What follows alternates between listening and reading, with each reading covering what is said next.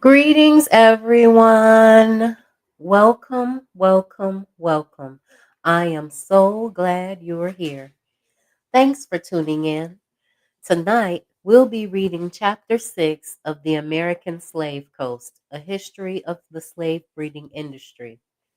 Chapter 6 starts with a quote from Judge O.P. Temple out of Knoxville, Tennessee, in his letter to Frederick Bancroft, written in 1904.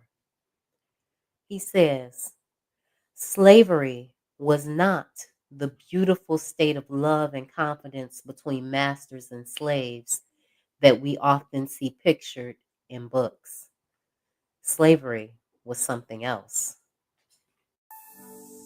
Greetings. My name is the Revolutionary Matron, and my show is called The Learning Curve. I broadcast on a network called KWAZ Radio. There are other hosts on the network I'd like you to meet. Greetings, everyone. This is Koku from the Bitter Medicine Podcast, inviting you to tune in to the Bitter Medicine Podcast on KWAZ Radio. Peace, family. This is Oni, inviting you to listen to the Pro-Black Perspective, where black problems are addressed with black solutions. This is D Webb with the Harsh Reality Podcast, asking you to tune in where we tackle the news of the day that affects our community, only on KWAZ Radio. The views, thoughts, and opinions expressed here belong solely to the respondent, and they do not necessarily reflect any broadcast networks, affiliates, nor sponsors. The Learning Curve is a broadcast created for the benefit of my global community. Black is a consciousness. Content is being used for our commentary, research, criticism, education, scholarship, teaching, preaching, and news reporting. No copyright infringement is intended. I will make enunciation mistakes. I will give you my opinion about the information. And if you ever ask, I will send you my source. Chapter 6 Species of Property. Slavery was the central fact of Southern life. Slave owners formed the whole of the Southern political class and controlled Southern governments from top to bottom, with South Carolina the most proudly anti-democratic of it all. The pro-slavery plutocracy of 1860, the slave power, abolitionists not incorrectly called it, had the full weight of American legal history behind it in claiming as its property 38.9% of the people of the slaveholding states, 57% in South Carolina. The legal systems of the Southern states were organized around maximizing slaveholder profit. In the towns, repressing the enslaved population was the principal goal of the policing system, which was not one of beat cops on patrol, but of military-style squads that made up street sweeps. In Charleston, these sweeps were done nightly by 20 to 30 officers at a time, which required much higher levels of manpower than Northern police forces. With their enslaved assets fully capitalized, slave owners were not merely wealthy, they were spectacularly wealthy. At the time of the secession, 2/3 of the millionaires in this country lived in the slave states, with most of their wealth in the form of slaves. The slave power became wealthier with every territorial annexation for slavery. New territories meant new slave markets, which jacked up the resale value of existing slave holdings. Protecting and developing enslaved assets most definitely included reproductive value. Was the slave owner's first, second, and third political order of business. With the leisure provided by living on the proceeds of slave labor and in the absence of other profitable ventures in the largely non industrial South, which means they had nothing else going on, they had plenty of time to pursue politics in which they competed to be the most faithful to the ideal of slavery and its concomitant philosophy of states' rights. Thanks to the compromises brokered at the Constitutional Convention and to the slave owners' block voting fraternity, they exercised disproportionate political power at the national level right up through the collapse of their system. Slave owners were an elite within their own geographically and ideologically isolated societies, with those who owned the most slaves at the apex of the social and political order.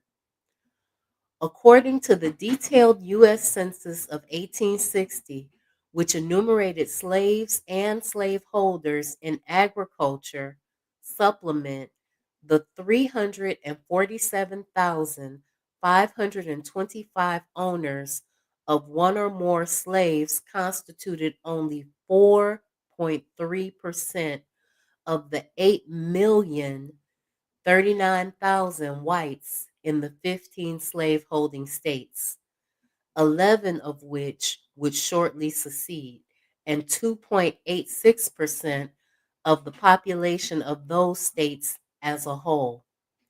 Greetings, Anthony McPhail. Thanks for tuning in. If, as Frederick Bancroft did, we count the population of slaveholding families as 5 times the number of slave owners, some 14% of the population of the slave states were of the slaveholding class. Perhaps 1/2 of 1% of the population of the slaveholding states owned 100 slaves or more, and a few owned 1,000 or more. It has been suggested that in the 1860 census, numbers might have been underreported by large slave owners, but it's unlikely that the large slaveholders, again, almost the entire political class of the South, amounted to even 1% of the population of their states. But because of the Three-Fifths Compromise, those enslaved people counted as votes for them. The South's 1860 population of 3,953,742 enslaved people comprised or made viable an estimated $4 billion worth of private property as per Mississippi's Declaration of Succession, which was, our position is thoroughly identified with the institution of slavery. We must either submit to degradation and to the loss of property worth 4 billions of money, or we must cede from the Union. This figure, which turns up in other contemporary writings, was an estimate of the South's capitalization. It apparently valued slaves as at a blunt average of 1,000 per human being, or maybe something like 800 per human being and 200 for the land he or she worked on. Slaves were not all the property involved in that quick and dirty computation, but they were most of it, and the rest being land and equipment that Southerners insisted would be valueless without slave labor. So all of the land and all of the equipment, according to Southerners, had no value if they didn't have free labor. Some estimates said $3 billion and some said $2 billion.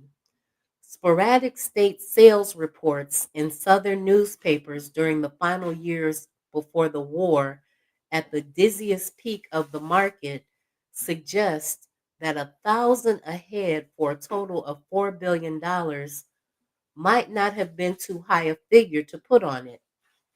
At the beginning of 1860, the Albany, Georgia Patriot reported an estate liquidation of 536 people, one of the largest slave sales ever, that brought an average price of $1,025 per person sold, making the total sale worth more than $15 million in 2014 dollars. Another estate sale from Columbus brought an average of $1,084. The Mobile Daily Advertiser of January 18, 1860, reported a Mississippi sale with an average price of $1,145 per slave. $4 billion in 1860 was equivalent to about $100 billion in 2010. It was more than 20 times the value of the entire cotton crop that year, and 17.5 times all the gold and silver money in circulation in the United States, which was 228.3 million. Most of it was in the North. It was more than 9 times the 435.4 million of currency in circulation, which, pursuant to the dismantling of the national banking system by Andrew Jackson, was issued by local banks whose notes depreciated over distance. $4 billion was more than double the $1.92 billion value of farmland in the 11 states that ceded. Without labor, Southern land lost what value it had. But even with labor, Southern land in 1860 was still worth much less than land in the free states. In the census of that year, 1860, farmland in the mid-Atlantic states was valued at 28.8 cents an acre, so $28.08 per acre. And in New England at $20.27 per acre. But in the southern states, it was only worth $5.34, even though the South was producing the big export crops. Farms in Pennsylvania, New York, Ohio, and Illinois were more improved, more diversified, better tended, more mechanized, better connected to market by infrastructure, and were worked by family or wage labor instead of by capital-intensive slave holdings. It was almost a laboratory experiment. Two mutually exclusive economic systems competing for territorial expansion and financial supremacy. Each one, at the start, about the same number of inhabitants, but one allowing enslaved human property and the other not. Slave societies were caught in a downward spiral. Slavery brooked no competition from free labor, and without a broad consuming class of wage laborers, The slave block furnished no domestic market for the products of industry. Moreover, industrial working conditions involving complicated machinery proved a more problematic situation than field labor for workforce discipline, which often had to be resolved with some kind of incentive pay for the enslaved, something the politics of plantations slavery was resolutely opposed to. Without industry, the South slid further and further behind while the North modernized and grew in population. Meanwhile, the South had no foreign outlet for its other main product besides cotton: slaves. The slave owners' encouragement and sometimes their participation, the enslaved population was increasing by 25% or more every decade, even in the face of high mortality among the generally unhealthy enslaved. With domestic labor needs being met, the South looked to territorial expansion for the growth of its slavery business. By 1860, North Carolina, South Carolina, Georgia, Kentucky, Tennessee, and Missouri, and even Alabama and Mississippi were no longer importing enslaved laborers from their neighbors to the north, but were exporting couples or groups of enslaved people chained together as far west as they could go. As more states became slave sellers, having new territories to sell slaves into became a matter of ever greater urgency.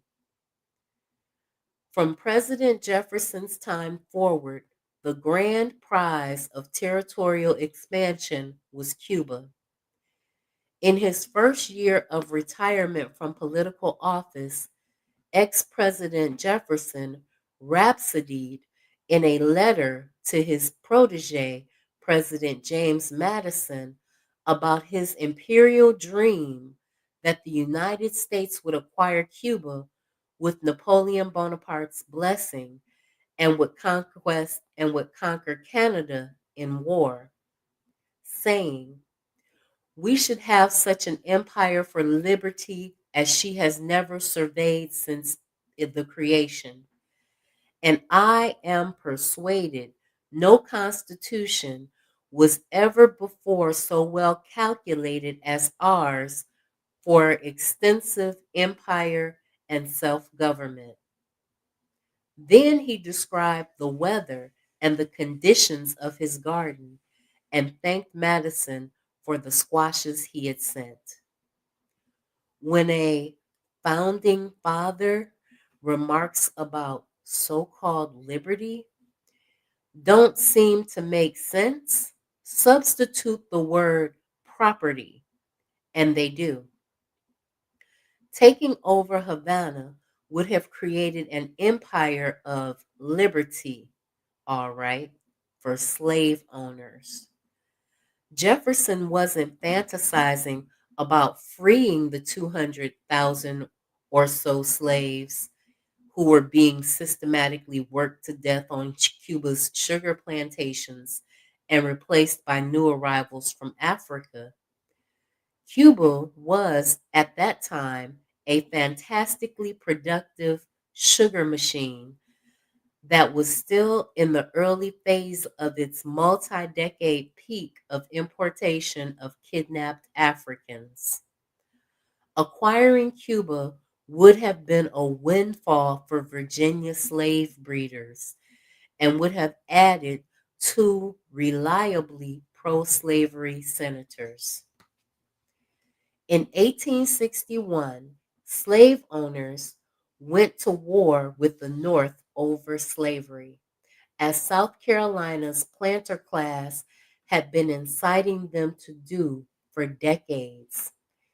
The idea that the South fought a war so that it could be left in peace To have slavery merely within its settled boundaries sometimes voiced as a cherished is sometimes voiced as a cherished myth today, but it does not fit the facts on the ground, nor did anyone think so at the time. Quite the contrary, the war was fought over the expansion of slavery. Southern rulers feared being restricted to the boundaries they then occupied. The dysfunctional from the beginning Confederate States of America was set to have an aggressively annexationist foreign policy.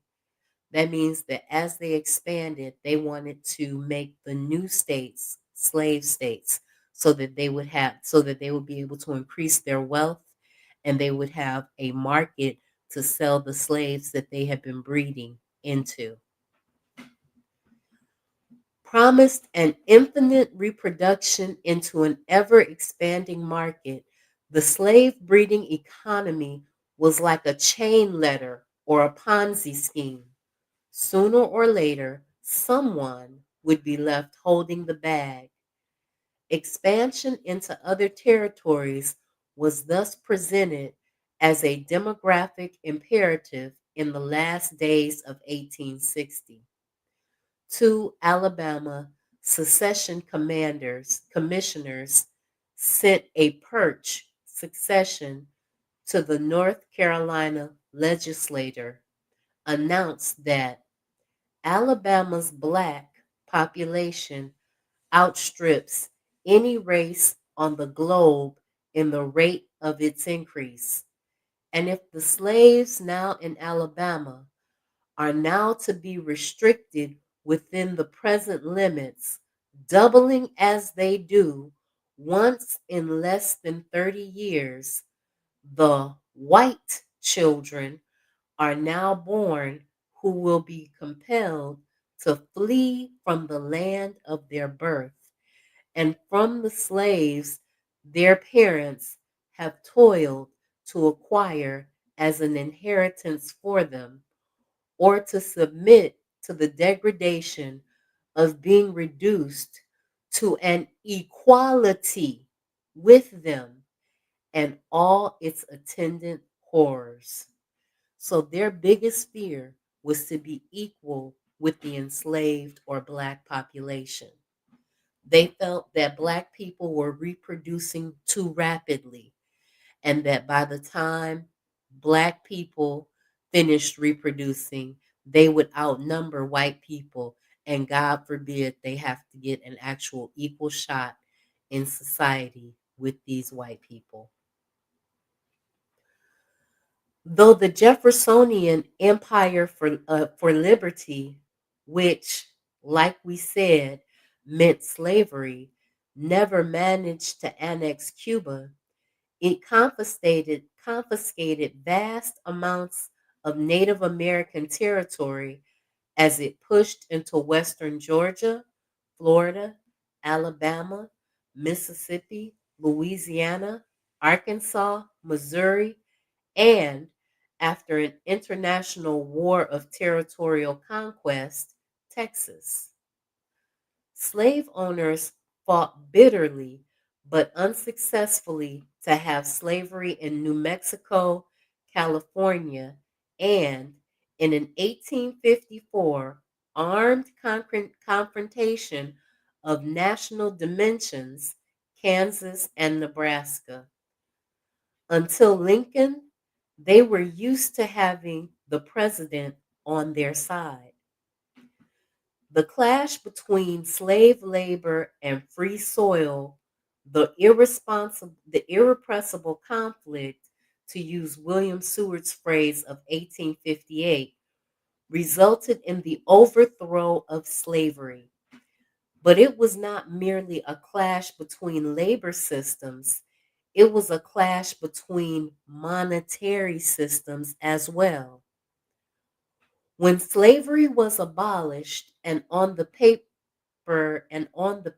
value of flesh and blood capital disappeared from the balance sheet, the wealth of the South evaporated.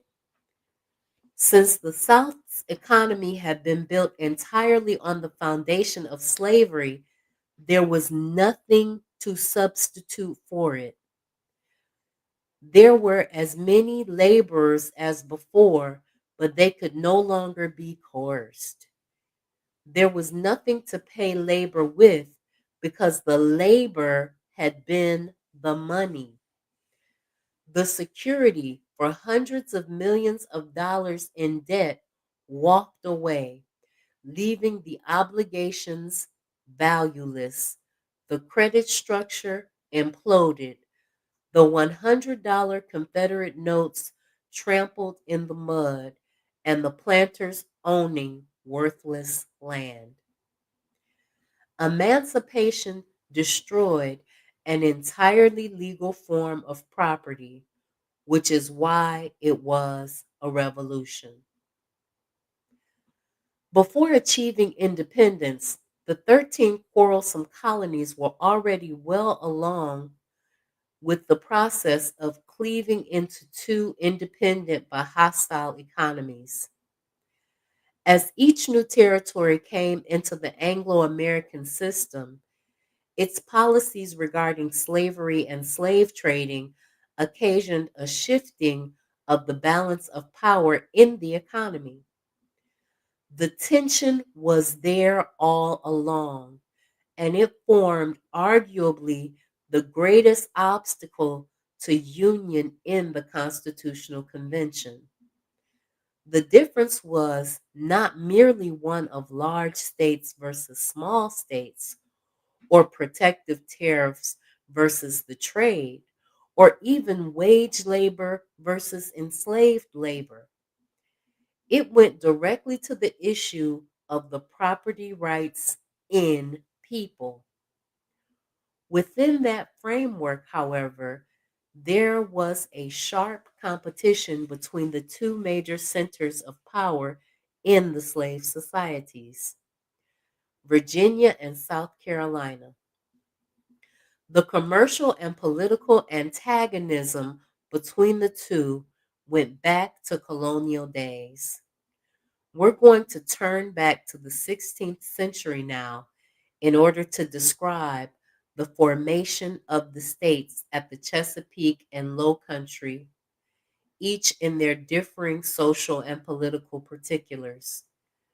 We begin just before the establishment of an English colony in North America, when the first known group of enslaved Africans brought to live in the present day territory of the United States rebelled and escaped. We're now in part two, which is the Low Country and the Chesapeake. Roanoke. And this starts with quotes from two different people. The first is a justification for planting in Virginia before 1609 from records of the Virginia Company, saying, "It will rather hasten ye Spaniards' rage when ye retard it, because he will see it to grow every day harder for him to defeat us." Greetings, Forecast. Thanks for tuning in. I'm so glad you're here. And another quote from Martin Luther concerning Christian liberty, written in 1520, translated by R.S. Grignon.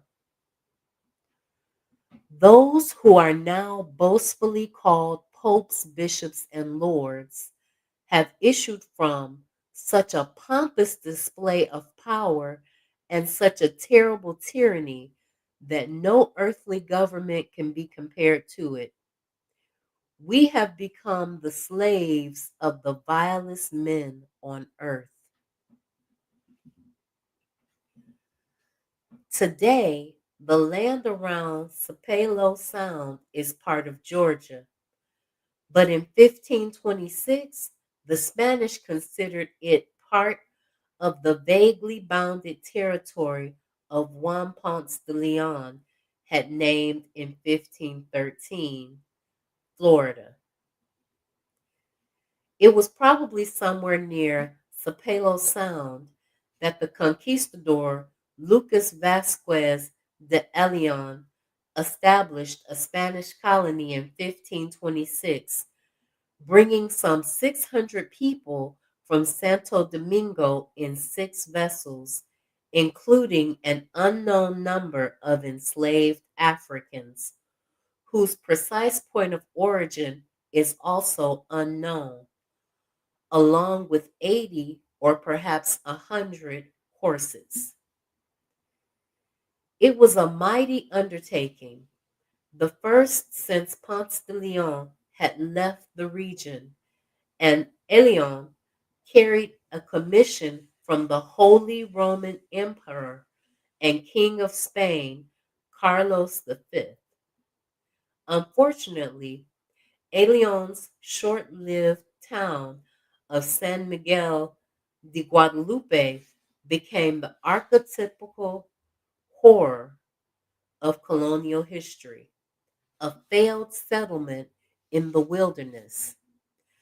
Leon died of disease. The Africans rebelled, burning down the colonial prison, and 150 or so surviving Spanish colonists made their way back to the island of Hispaniola. The Africans appear to have been left behind to live or die among the Guale Indians, beginning Florida's tradition of maroonage, a state of law where freedom for self-emancipated slaves, their ultimate fate is unknown. In his explorations, Leon had discovered the major watercourses of Northern America's East Coast, including the Chesapeake Bay, which first appeared on a map with the name Baja de Santa Maria. After various failed ventures, including a brief reign of slaughter and enslavement of Native Americans under Hernando de Soto in 1539, Spain gave up trying to colonize Florida, but the Spanish king's hand was forced by the appearance of a colony of heretics. Martin Luther's Revolution, which happened on Halloween in 1517, never took hold in a militantly Catholic Spain. But in Northern Europe, where dissident mobs attacked churches and monasteries, destroying statues and images of iconoclastic riots, what came to be called Protestantism was an active political project.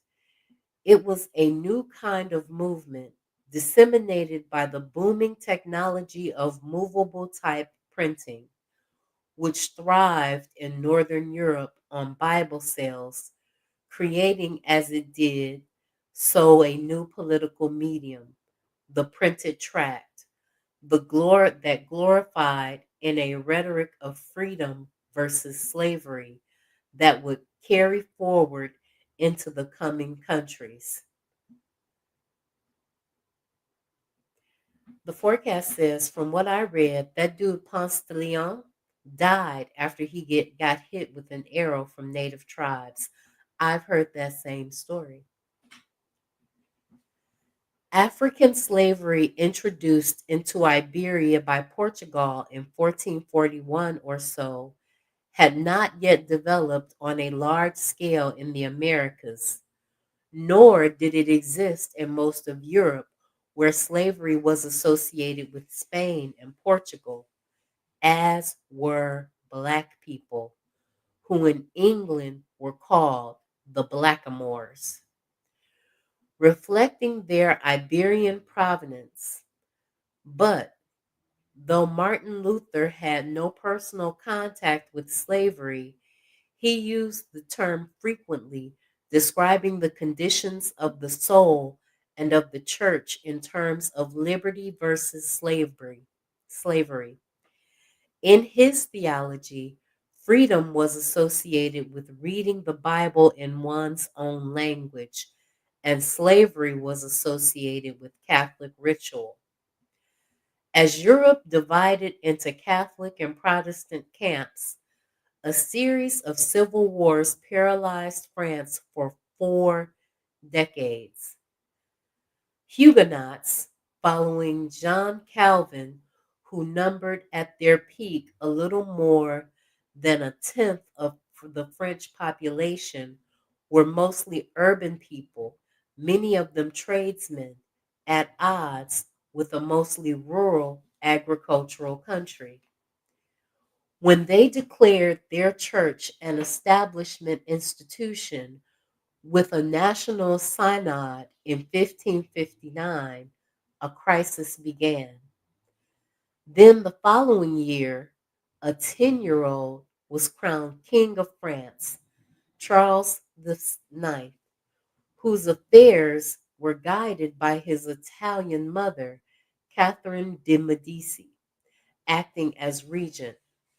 Catherine saw the growth of Protestantism as a threat to the state and aligned the French throne with Spain against it, while the Huguenots sought English and German support. On February 18, 1562, the Huguenot sea captain Jean Ribault embarked on a French colonizing mission across the Atlantic, which meant creeping into territory claimed by Spain, flying the banner of his Catholic child king. He founded the settlements of Charles Fort at present-day Paris Island. In the latter came to be called South Carolina. Ribault found the indigenous people to be friendly, and when one of them showed the French the best place to land their vessel, Ribault had him, rewarded with some looking glass and other pretty things of small value. The beginning of the long cycle of trade between Native Americans and Europeans in the area. As the richness of the unplowed land became apparent, and after Ribault presented more gifts, he asked the question most on Europeans' minds, asking, "We demanded of them for a certain town called Savola or Chabola, whereof some have written not to be far from thence. When that have written of this kingdom and town of Savola, say they that there is a great abundance of gold and silver, precious stones, and other great riches, and that the people head their arrows instead of with iron, with pointed turquoise." Ribault kidnapped 2 of the natives, but to his apparent surprise, they did not want to be captives and they escaped. "We carried 2 goodly and strong abound our ships, clothing and using or treating them as gently and lovingly as we could, as was possible. But they never ceased day nor night to lament, and at length they escaped straightway. Leaving 28 men behind at Charlesfort, Ribault returned home to raise money, but he found France's ports closed. 2 weeks after he had embarked from France, the Duc Le Guise had massacred a group of Huguenots at worship, and in Ribault's absence, a religious civil war had begun. He went instead to London, a city he knew well and whose language he spoke, where in May of 1563 he published a 44-page pamphlet whose short title is The Whole and True Discovery of Terra Florida. In it, he noted that the natives would trade for little beads of glass, which they loved and esteemed above gold and pearls, for to hang them at their ears and neck. The pamphlet brought Ribot to a meeting with England's Queen Elizabeth, who wanted to mount an English expedition to Florida. She briefly gave Ribot a salary of 300 ducats and a house. As the Spanish ambassador duly reported to the Habsburg monarch Felipe or Philip II, but when she had him imprisoned in the Tower of London after he tried to escape with 4 French hostages Elizabeth was holding. By then, the desperate quarreling men Ribot had left behind at Charlesfort had resolved to sail home.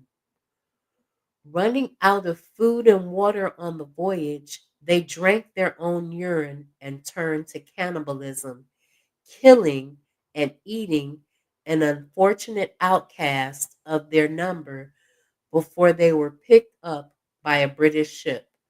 So you hear this?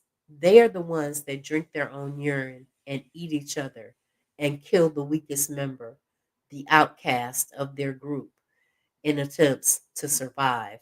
But they project that image onto us, but it's really them that did that. A second, much larger colonizing voyage from France brought both women and men to Florida when René Goulaine de Laudonnière, Ribot's former second in command, established the Huguenot colony of Fort Caroline, also named for Charles IX, on June 22nd of 1564, near the site of present-day Jacksonville, Florida. Laudonnière brought an official expedition painter along who depicted the 16th century aristocrat dressed in a crimson, yellow, and blue costume, in yellow boots with red linings, and 3 colors of plumes in his hat. His colonists recorded 8 births during the short life of their community. Unfortunately, they neglected to plant sufficient crops in the fall, so when famine struck, they took an Indian chief hostage for food ransom. Even more unfortunately, they were in the high security Gulf Stream corridor. Ponce de Leon noted in his journal in 1513 that his 3 ships encountered a current they could not go against, despite favorable winds. He had discovered the strongest current in all the world's oceans, a one-way express lane in the sea, where the water was warm even when the air was cold. More than 2 centuries later, Benjamin Franklin named it the Gulf Stream. Driven in a west to east direction by the Earth's rotation and intensified by the temperature differential between the equatorial and polar latitudes, the Gulf Stream is stronger than in the summer than in the winter. It originates after the waters of the Caribbean pass northward through the Straits of Yucatan, pouring into the Gulf of Mexico and making the clockwise circuit of the Gulf, now known as the Loop Current. The current is amplified again and the waters become more turbulent when it shoots eastward through the constricted passage of the Straits of Florida. Following along the eastern coast of the United States, it reaches its closest point to land near present day Cape Hatteras, North Carolina, before gradually veering away from the coastline and out into the Atlantic. There, it divides into two main branches, with one continuing up the North Atlantic along the Great Circle, a route to Europe, while another branch curves off eastward, leading to Spain. Every year, a Spanish fleet bound for Sevilla sailed up the Gulf Stream out of the port of Havana, packed full of silver and gold ripped out of the bowels of Mexico and Peru. The volume of silver sharply increased as of 1557 when the Spanish mines began using an amalgamation refining process that involved indigenous slaves tromping in a toxic slurry of mercury, a labor force that was soon to be augmented with Africans. When the Spanish king Philippe learned that French Protestants had established a colony on the mainland at the potential choke point for the route for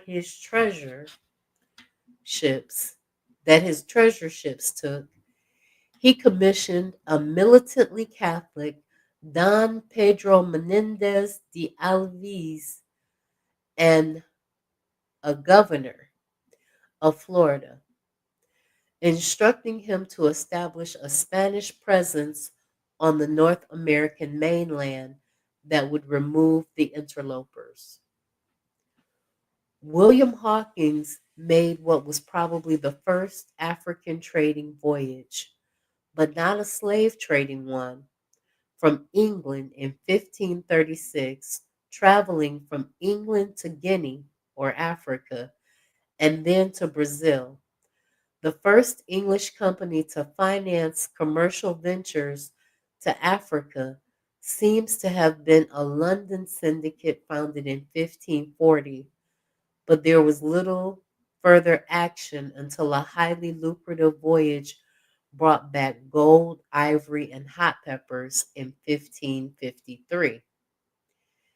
It was followed by more expeditions, and Queen Elizabeth became an African venture partner in 1561. These voyages, which did not entail carrying off kidnapped people, created good relations with the African traders, but Hawkins' son John changed that. There are two previous documented incidents of Englishmen engaging in commerce of small numbers of slaves, but John Hawkins was the first to make a profitable triangular or clockwise slave trade. Moreover, he not only traded in slaves, but participated in raiding for them, burning a town on the Gold Coast during his first voyage. He also seized them from other slave traders through piracy, or rather, as a privateer. Privateering, the state endorsement of commercial piracy against vessels of other flags in furtherance of military and political objectives, was an early form of capitalism as war. The setting forth of a privateer required considerable capital, writes Kenneth R. Andrews, continuing, even in ventures consisting of one small ship, the joint stock system of investment was used more often than not. In England, the partners were adventurers, a word implying joint investor commercial enterprise, as the company of merchant Adventures of London apparently already in existence when it was chartered by Henry VII in 1407. Freelance piracy and English captains flourished during Queen Mary's reign from 1551 to 1558. But Elizabeth, Mary's half sister and successor, gave the former pirates letters of marque to become privateers and used them as a tool of policy, a privileged criminal class, in the words of Hugh F. Rankin. Investment in privateering ventures was facilitated by the improved quality of English money dating Elizabeth's long reign during Elizabeth's long reign from 1558 to 1603. Henry VIII had imposed what is remembered as the Great Debasement on his coinage as a money-making trick, sabotaged the value of the monarch's money. But Elizabeth's financial advisor, Thomas Gresham, accomplished the considerable feat of calling in the debased coinage and replacing it with newly minted gold sovereigns within a year, which was from 1560 to 1561. Restoring value to the money created the conditions for a credit market to thrive, without which no long distance trade could function. Gresham also impressed on Elizabeth the wisdom of raising money domestically from England's own internal commerce instead of from foreign bankers as the Spanish crown did. From Elizabeth's time forward, England was a financial center, backed by a syndicate of investors. Hawkins took 3 ships to Sierra Leone in 1562 with the intention of capturing Africans to sell at Hispaniola and thereby to violate the Spanish trade monopoly. Once arrived in the African coastline, he plundered Portuguese traders and made a slave raiding alliance with an unnamed African king. See that propaganda piece they put in there? Some random African king is said to have collaborated with these people to enslave us. He had some 300 captives to sell by the time he arrived in Yeshuda, Columbus's now vanished first settlement near present-day Puerto Plata in the Dominican Republic. Arriving with more soldiers than the Spanish had, he said he'd behave if he got to do business. After selling the Africans to eager customers, he acquired 2 more ships and loaded all 5 up with sugar, hides, ginger, and pearls for the return voyage to Europe, ultimately turning a profit for his investors. Hawkins' second triangular voyage, heavily subscribed by merchant adventurers in 1564, brought black gold, silver, and pearls. On his return in August, he stopped at Fort Caroline in need of fresh water.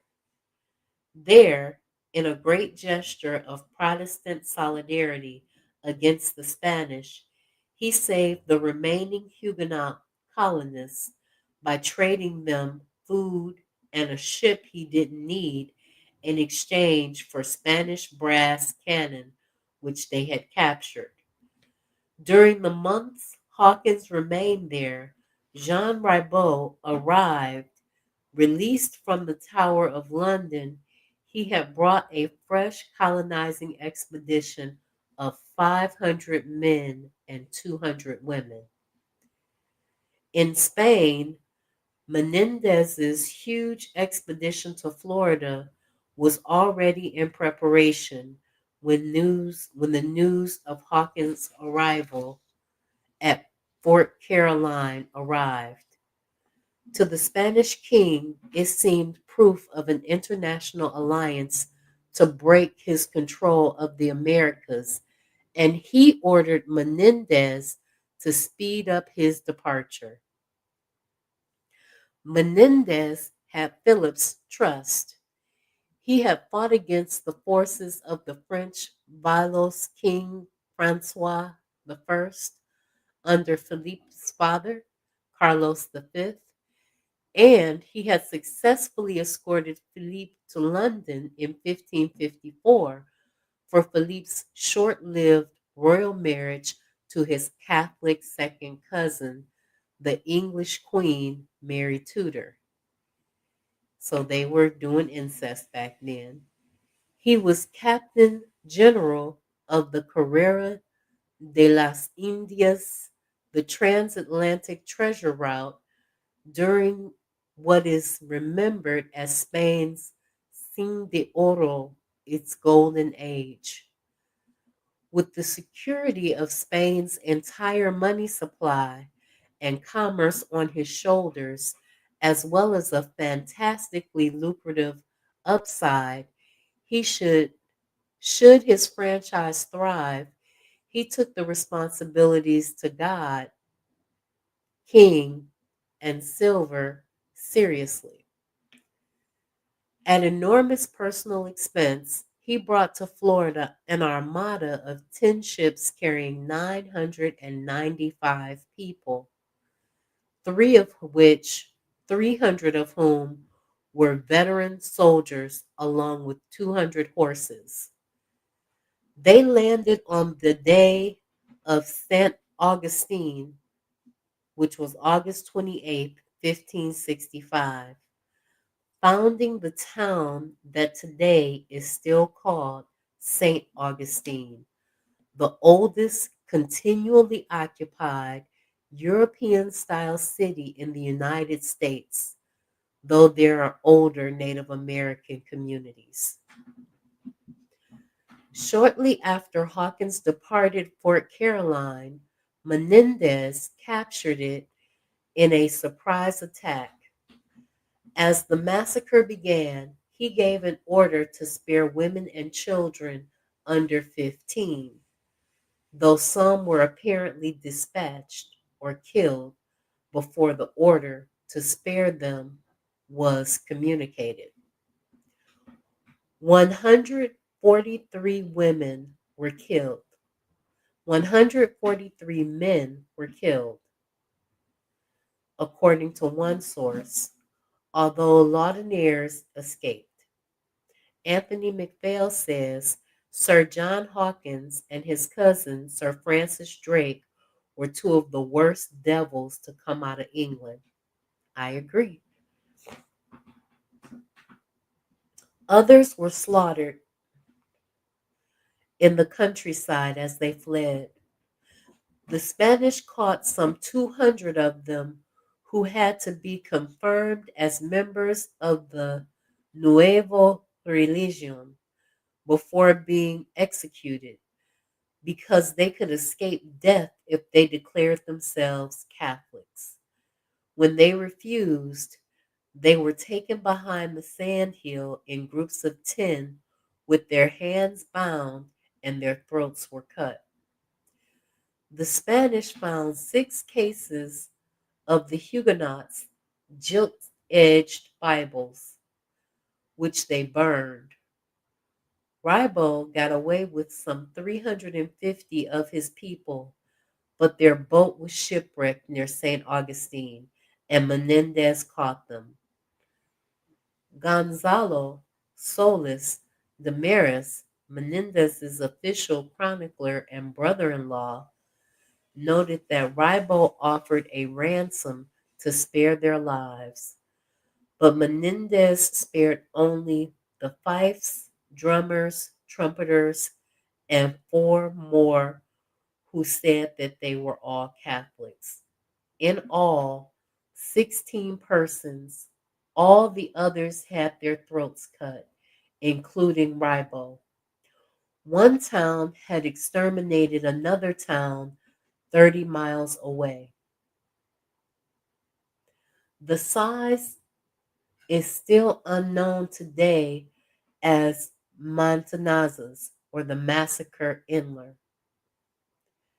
It was a small massacre, however, compared to the St. Bartholomew's Day massacre of August 1572, when the gates of the Catholic Paris were closed and 3 days of killing of Huguenots began, followed by similar massacres in 12 other French cities that claimed an unknown number of thousands of victims. So they were killing each other just because one was a Protestant and one was a Catholic. So they fight all the time. When the Huguenots of Florida annihilated the Spanish fleet of the Indies, continued its annual treasure runs from Havana through the Straits of Florida. To Christianize the natives, Menendez established a mission system that was the first interconnected circuit of European settlements in North America. He established firm military control over the region, sending a detachment up north to build a fort where the Charles Fort community had been, calling it Santa Elena or Saint Helena in English. One of his captains, Juan Pardo, built Fort San Juan in western North Carolina near present-day Morganton, the ruins of which were unearthed by archaeologists in the first decade of the 21st century. The area north of St. Augustine would remain a zone of conflict between Protestant and Catholic states for almost 2 centuries more. Hawkins made his third and final slave trading voyage in 1567, taking between 400 and 500 captives, but Spain mounted effective resistance and his expedition lost money. The English did not immediately continue the slave trade, but John Hawkins had started them in it. By this time, Spain had purchased tens of thousands of Africans from Portuguese slavers to work in its silver and gold mines in Mexico and Peru. It was becoming clear how vulnerable the Spanish American possessions were to slave rebellion, given how badly outnumbered the whites were and how vulnerable they were to attack from free Black people whose arrival in the hemisphere predated that of the English. With the help of numerous Maroons, as well as Huguenot privateers, Hawkins' nephew, Francis Drake, captured a fortune in gold.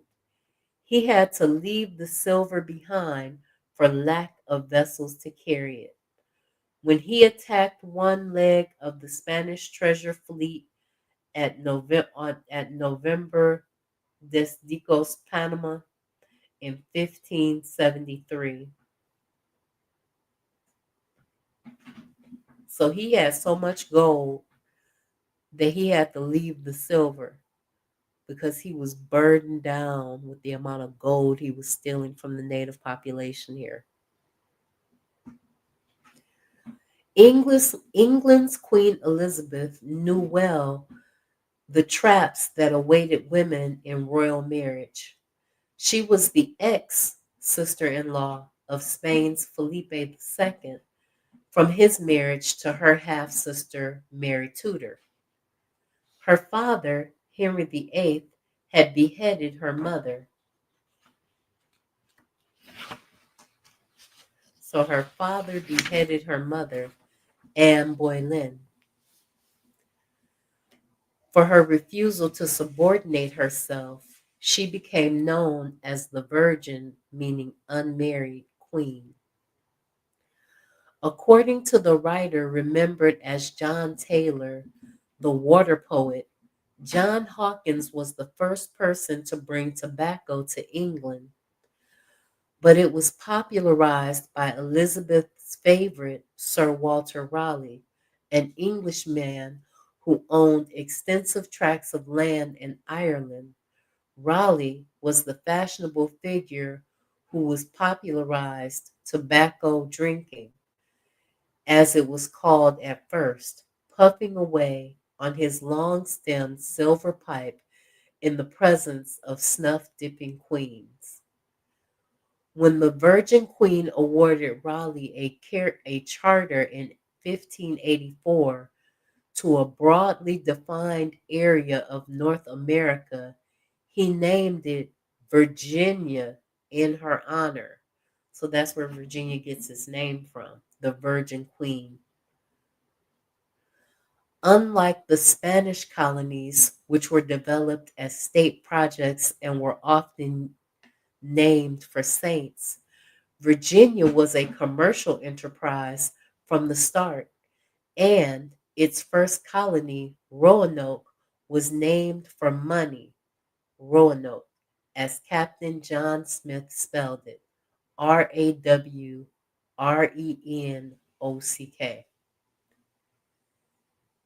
Roanoke, as Captain John Smith spelled it, was the medium of exchange used by the Pawnee people who lived there. White beads that occasion as much dissension among the salvages, as gold and silver among the Christians. Captain Smith wrote, the settlement was founded in 1585 on an uninhabited island off the coast of present-day North Carolina that gave signs of having previously been the site of a massacre. Virginia was a challenge to Spain's hegemony in the Americas, pushed by a war party among her advisors, advocates of North American colonization who were locked out of commerce in the Americas by the Spanish monopoly. Elizabeth authorized Francis Drake to conduct a 1585 to 1586 raiding expedition to the West Indies. To accomplish his mission, Drake outfitted a large fleet of some 25 sailing ships and at least 8 pinnaces, or smaller oar and sail combos used for boarding and reconnaissance.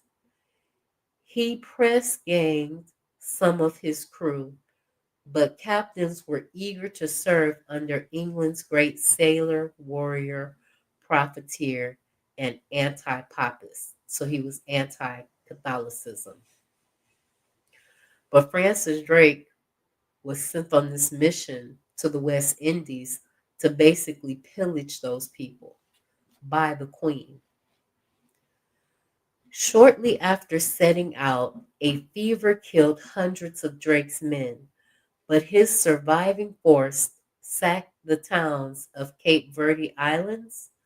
Then, according to one sailor's account, on New Year's Day, 1586, he landed 1,000 men some 9 or 10 miles distance from the town of Saint Domingue. The same day our men, by God's help, took and spoiled the town. To dramatize their ransom demand, the English burned between half and 2/3 of Saint Domingue, starting with the poorest parts of town. They hanged 2 friars, took everything of value, and remained there a month before pushing on to Cartagena de las Indias in Nuevo Granada, or today Colombia, which they likewise spoiled, meaning they burned the town, they killed people, they hung their religious leaders, and they took everything of value. Likewise spoiled, tormenting the Carthaginians for 6 weeks before moving on. In both San Domingo and Cartagena, they burned Spanish galleys, a Mediterranean naval artifact out of place in the Caribbean. The ships were slower moving and clumsier than Drake's vessels. They freed hundreds of galley slaves, some of whom joined Drake's forces, a motley crew that included Africans, Turks, Frenchmen, and Greeks. Coming up with the Gulf Stream along the coast of Florida, Drake spotted the watchtower of St. Augustine, established 21 years before, and paused to allow his 2,000 or so men to sack and burn the town. Proceeding north, Drake's final step on his American tour was the Queen's colony of Roanoke. But when he arrived there, the colony was failing. He carried 105 dejected colonists home to England. So when Admiral Richard Grenville arrived with a supply ship shortly after, he found the colony abandoned. Leaving behind 15 men, Grenville returned to England. When a second attempt to colonize with 150 colonists arrived in 1587, they found the colony abandoned yet again. Drake's campaign was not a profitable expedition for its joint stock investors, but it was costlier still for Spain, systematically dismantling as it did Spain's defenses and ports. After his assault, every sail upon the horizon conjured up the memory of Drake, for the Spanish in their system of fortresses that they called keys or laves or keys. It was the beginning of 18 years of war between the two countries, during which England was allied with the Dutch. Bent on retaliation for Drake's depredations, the Invincible Armada of Spain sailed for England in 1588, but it went down to humiliating defeat. First, there was a devastating storm that was widely seen in England as God's intervention against popery and the Irish. Then a battle in which England's use of signaling beacons constructed at strategic points along the coast revolutionized naval communications. The defeat of the Armada marked the ascension of England to the status of world power and brought a knighthood for John Hawkins, an innovative shipwright. He was effectively the founder of the English Navy, which grew out of picking at Spain's piecemeal. One casualty of the Anglo-Saxon War was the Roanoke settlement. With no supplies that could be shipped to the colonists, by the time a ship arrived in 1590, 3 years after the previous supplies had landed, they had disappeared once again.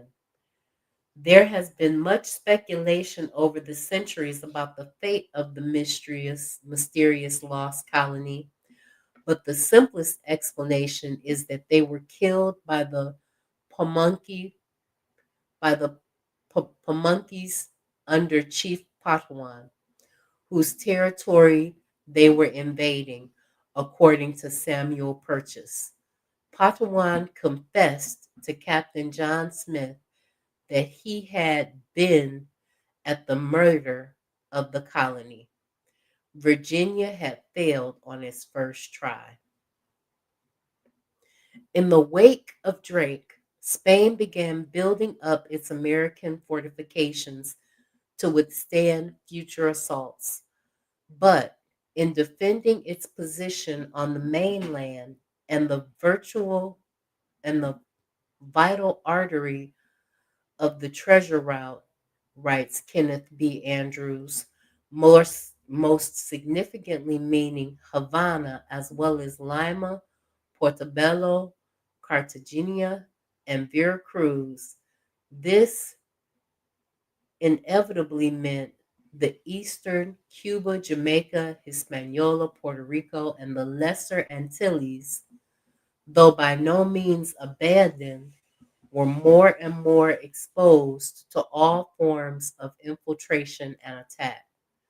Menendez launched a newly formalized Spanish treasure fleet in 1566, the same year the Protestant Dutch, who had been under the occupation of the Habsburgs since 1482, so almost 100 years, launched a war for independence from Spain that dragged on in one form or another for some 80 years. Spain claimed a monopoly on commerce and shipping in the Americas, but its fortress colonies were increasingly being visited by freelance merchant warriors from other nations who often acquired their goods by piracy, and many wanted in on the mercantile action, drilling into the Spanish monopoly like so many termites. The Dutch, who with their shipping industry were creating the world's most dynamic economy in the Netherlands, made a grand business of attacking Spanish shipping. As the Anglo-Saxon War heated up, English privateers hammered at Spanish merchants and treasure ships, with profits accruing to the underwriters who were often London merchants. Drake and Hawkins made the mistake in 1595 of attacking the early version of San Juan's formidable, well-defined Morro Castillo, whose gunners and cannons had every possible angle of fire. The two despoilers of cities died in the aftermath of the assault, apparently by dysentery. Elizabeth unified church and state under her sovereignty, formalizing the existence of the Church of England, or the Anglican or Episcopalian Church, which Henry VIII had broken out from the Catholic Church in 1534. The Anglican Church retained much from Catholicism, but without the Pope, without saints, and without the veneration of the Virgin Mary. The Lutherans and Calvinists thought the Anglicans corrupt, and the Catholics thought them heretical. While Elizabeth prioritized the avoidance of religious civil war in England, she brutally completed the conquest of Catholic Ireland that Henry had left unfinished in a campaign that saw Spain side with its Irish co-religionists against England. England became alarmed by a small but increasing number of Black people visible on London streets. She ordered them deported in 1601, decrying the great number of niggers and blackamoors in her kingdom and characterizing them as infidels. So this deportation scheme that Trump has going is not a new thing in history. She did not succeed in removing them, but she did establish a precedent in England for separating Black people from others. Elizabeth died unmarried, as per her vow, and without issue or child in 1603 after a 44-year reign. She took no part in choosing her successor, but her advisor, Sir Robert Cecil, had negotiated a succession pact in favor of her second cousin, James Stuart, who had been crowned James VI, King of Scotland, at the age of 13 months. James had been raised as an Anglican. His Catholic mother, the conspiratorial Mary Stuart, Queen of Scots, had been beheaded on Elizabeth's reluctant orders in 1567. After 18 years of imprisonment in a botched execution that required 3 axe strokes to completely sever her head, James was considered a foreigner by the English, but no matter. At the age of 37, he succeeded Elizabeth as King James I of England. Elizabeth bequeathed James a much more powerful country than the one Henry VIII left her. Elizabethan England had beaten Spain, finished the subjugation of Ireland, and, not the least of its achievements, stabilized the pound sterling. The House of Stuart, however, proved to be, as one historian succinctly put it, Europe's most hapless dynasty. Unifying the English and Scottish crowns, James was the first of a line of Stuart monarchs who would enrage Parliament. Despite the Black people of London having been singled out as a distinct and undesirable class by Elizabeth, their presence was changing notions of style in the city. A fashionable white fascination for Blackness was particularly visible in the worlds of art and music, as on the 12th night, January 6, 1605, when James's court attended the Masque of Blackness, written by Ben Jonson at the request of James's wife, Queen Consort Anne of Denmark. It was Her Majesty's will to have them blackamoors at first, wrote Jonson by way of introduction.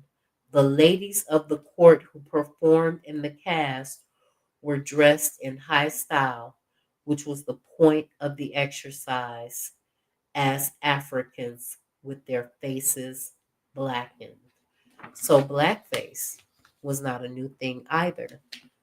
As you continue to see, these people are obsessed with us. And as the beginning started out, the war was about the fact that they wanted to expand slavery. But Black people weren't wanted anywhere. The forecast says the Pawnee County is still racist as hell now, as opposed to the time when the Indians were there and they didn't want the white people there. And that's probably because the white people that have settled there remember that they were once foreigners in that land and they were driven out of that land and they sexually and socially integrated into that particular people group and they disappeared because they didn't have the food or resources to continue. Many of us in junior high school and high school heard about the Roanoke settlement, where they continued to try to settle this particular aspect of Virginia, but they couldn't settle it because the people kept disappearing. They wouldn't live long. They wouldn't live in the settlement long enough for the next supply ship to come.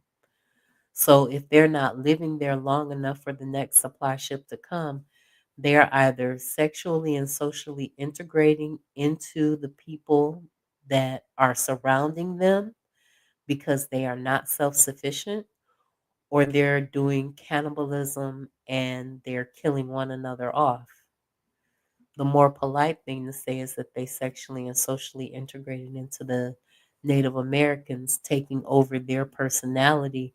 And now those Pawnee Indians are the white people that despise Black people to this very day. All right, guys, I have decided that I will be back on Friday at 9 p.m. I have a couple of things going on, so for the next few weeks, I'll be coming back on Fridays at 9 p.m. Tomorrow night, if everything goes well, Koku of the Bitter Medicine podcast should be doing a movie review with Bawana Haguziki and others of the movie Sinners. So if you're not already subscribed, please subscribe to the Bitter Medicine podcast. On Wednesday, the forecast will be live with Cassidra Cheek. So if you are not subscribed already, please subscribe to the Forecast Radio. Unrelated question: do you think they have any truth in astrology stuff? I think that there is some truth to astrology. I think that planets impact us because it is a part of the universe. And just like the seasons impact us, I think that the movement of planets impacts us. I don't think that it's as specific a science as some people would like it to be, but I think that yes, astrology has some impact on us because planetary movements have impacts on us. I just don't think it's as predictable as they make out. All right, I want to thank the forecast and Anthony McPhail for being in my chat.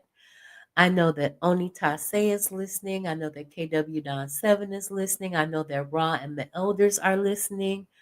I know that, excuse me, I know that Bawana Haguziki is listening. I know that there are so many others listening. Manning for Mayor is listening. John Henry is listening. And so many others. I'm trying to read 2 chapters every Monday.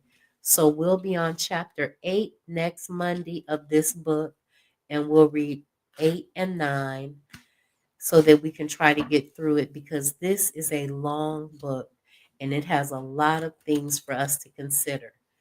But what we need to take away from these 2 chapters, in my opinion, is that even though we try to say that we are servants of the British Crown, that even though some Black people try to say that they are servants of the British Crown, they are not. They were not wanted in England, okay?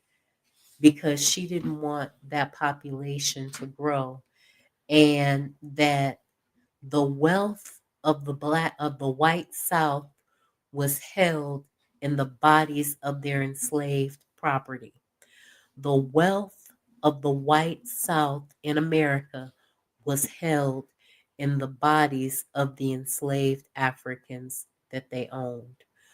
Oh, I want to thank Ra and the elders that are listening with her, Oni Tase, Koku from the Bitter Medicine Podcast, Bawana Haguziki, Brother Bakari from Black Business Network, KW Don 7, and so many others for listening. I appreciate and value each and every one of you. Again, I'll be back on Friday at 9 p.m. with African Centered Consciousness versus the New World Order by Amos Wilson. We'll start reading part 1, And then I'll be back on next Monday at 7 p.m. I'll be back Monday at 7 p.m. with reading The American Slave Coast, A History of the Slave Breeding Industry, which talks about slave breeding throughout the Americas. The reason that it veered off to talk about how these places were settled is so you could see how the coastlines of the Americas were populated and some of the wars that white people fought with each other in attempts to settle that coastline and to maintain and ascertain dominance. So, all right. Oh, Manning for Mayor says, I haven't seen Sinners, but they probably got some things right. I agree. I haven't seen it either. Manning for Mayor also says that they're listening and that their mother was born in the Delta. Well, that's beautiful. All right, guys. Thank you for tuning in. I will see you on Friday. Peace, guys.